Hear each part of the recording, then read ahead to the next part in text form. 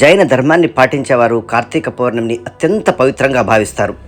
కార్తీక పౌర్ణమి అనేది చాతుర్మాస దీక్ష ముగించే రోజు. దీన్ని సాధు విహారని కూడా అంటారు. జైన ధర్మంలో సాధులు సంతులు జూలైలో చాతుర్మాస దీక్ష తీసుకుంటారు. 4 నెలలు వర్షాకాలము ఎటు వెళ్ళరు. ఆత్మ పరిశీలన, ధ్యానము, ప్రాయశ్చిత్తము చేసుకుంటారు. కార్తీక పౌర్ణమి రోజు ఆ యొక్క చాతుర్మాస దీక్ష ముగుస్తుంది. అందువల్ల దీన్ని సాధు విహారని కూడా అంటారు.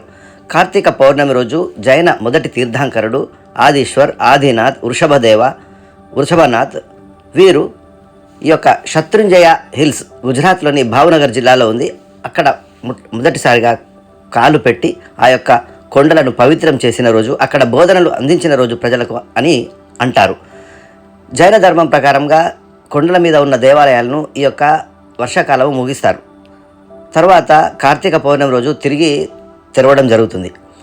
జైన ధర్మంలో ఈ యొక్క కార్తీక పౌర్ణమి రోజు శత్రుంజయ హిల్స్లోని 860 దేవాలయాలు కలవు. వాటిని సందర్శించి దర్శనం చేసుకోవడం చాలా పుణ్యంగా భావిస్తారు. 3750 మెట్లు ఎక్కి ఈ యొక్క శత్రుంజయ హిల్స్లోని దేవాలయాన్ని దర్శించుకోవడం జరుగుతుంది. శత్రుంజయ హిల్స్లో అనేక మంది జైన సాధువులు, సంతులు, సాధ్వులు మోక్షాన్ని పొందారని వారి యొక్క నమ్మకము. ఈ యొక్క కార్తీక పౌర్ణమి రోజు జైన ధర్మం ఆచరించేవారు ఉపవాసం ఉండి అనేక సేవా కార్యక్రమాలు, ధ్యానము ఈ విధంగా గడుపుతారు. ఎంతో పవిత్రమైన రోజు ఈ యొక్క కార్తీక పౌర్ణమి రోజు.